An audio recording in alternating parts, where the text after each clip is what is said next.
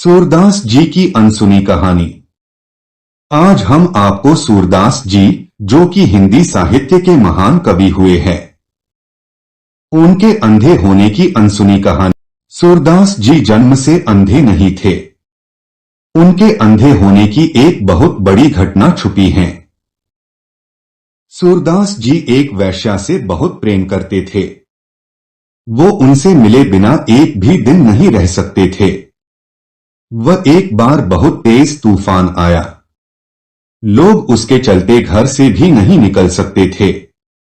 सूरदास जी भी अत्यंत व्याकुल थे उनसे मिलने के लिए। सबके लाख मना करने पर भी वे उस तूफान में भी निकल पड़े। उनके रास्ते में एक नदी आया करती थी। तेज तूफान में न कोई नाव और न ही कोई नाविक। नदी को पार करने के लिए उन्होंने एक मुर्दे का सहारा लिया। जैसे ही वेश्या ने उनका ये हाल देखा, वो आश्चर्यचकित रह गईं और क्रोधित होकर बोली, जितनी आपके मन में मुझसे मिलने की व्याकुलता है, उतनी अगर ईश्वर के लिए होती तो कब के मिल गए होते।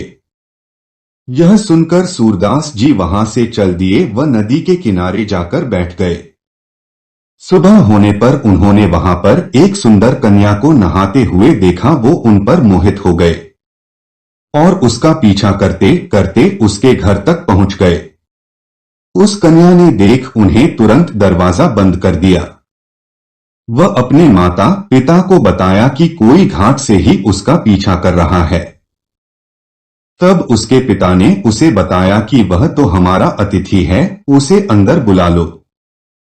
सूरदास जी के अंदर आने पर उसकी मां ने कन्या को पूरे 16 श्रृंगार कर आरती की थाली देकर उसकी सेवा में भेजा। कन्या ने पूछा कि आप हमारे अतिथि हैं, मैं आपकी सेवा के लिए उपस्थित हूं।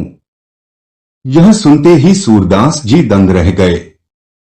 उन्हें बहुत आत्मग्लानि का अनुभव हुआ और वो बोले, सुंदरी आप मेरे लिए एक सुई ले आए। उसी सुई से उन्होंने अपनी आंखें फोड़ ली और बोले कि ये चक्षु ही है जो मेरे और ईश्वर के बीच में बाधा बनाते हैं। मुझे इन सांसारिक नेत्रों की कोई आवश्यकता नहीं है। उस समय से सूरदास जी प्रभु प्रेमी बनकर उनके गुणगान में लग गए। सूरदास जी को शत शत प्रणाम है।